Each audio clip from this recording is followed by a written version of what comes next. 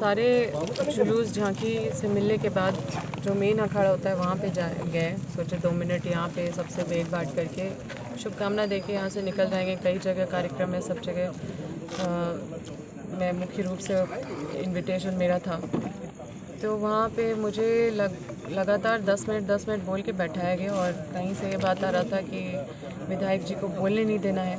और ये आजसू के जो अध्यक्ष हैं वो आजसू के थे, जो पूजा समिति के अध्यक्ष थे, और लगभग आजसू का बहुत सारे लोग उस पे थे।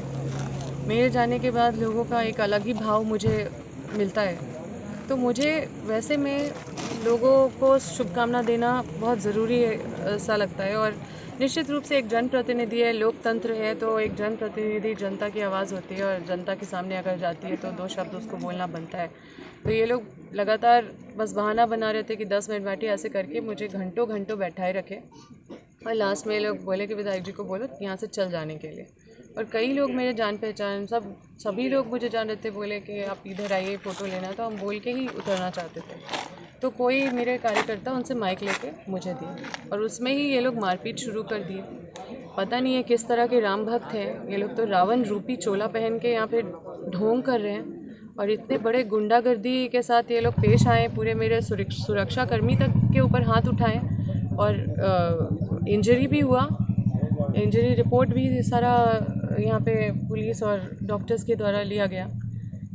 तो ये लोगों को समझना, इस तरह का सेम घटना एक बार मेरे साथ बुरकुंडा में भी हुआ था। जो आजसू का ही एक कार्यकर्ता, जो मुख्य रूप से जो चेहरा जिला अध्यक्ष जो है, वो माइक नहीं दे रहा था हमको, तो हम जाके लोगों से बस हाथ हिला के और प्रणाम किए और लोगों ने उस घटना का बदला लिया जो कि आज उनको भोगना पड़ा। और ये जो घटना हुआ है वहाँ पे पूरी जनता जो है वो देख रही थी कि कितना मारपीट का माहौल ऊपर मंच में बना हुआ था।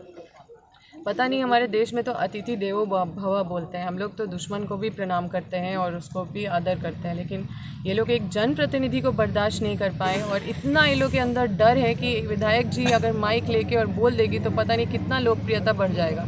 मेरा लोगों से डायरेक्ट कनेक्ट है, मुझे ये लोग बीच में आके और मुझे और मेरे जनता के बीच कभी नहीं आ सकते।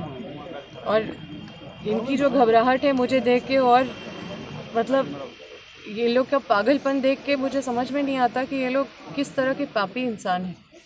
और निश्चित रूप से कार्रवाई तो होगी, मान सम्मान का बात है, ये मेरा मान सम्मान से ज़्यादा वहाँ जनता अपमानित हो रही थी कि मेरे विधायक को नहीं बोलने दे रहा है ये लोग, और बोलने नहीं दे रहा वो तो बात की बात है, लेकिन अगर वहाँ मारपीट करने लगे, माइक जो दिया उसके साथ मारपीट, और मेरे अंगरक्षक के साथ मारपीट, मेरे कार्यकर्ता के साथ मारपीट। हम लोग कांग्रेसी लोग सीधे साधे, लेकिन ये आजसू वाले लोग पूरा गुंडा के साथ बैठना, गुंडागर्दी करना, इनका सारा जो इमेज है, जो इनका आचरण है, वो जनता के पास पूरा रिपोर्ट है।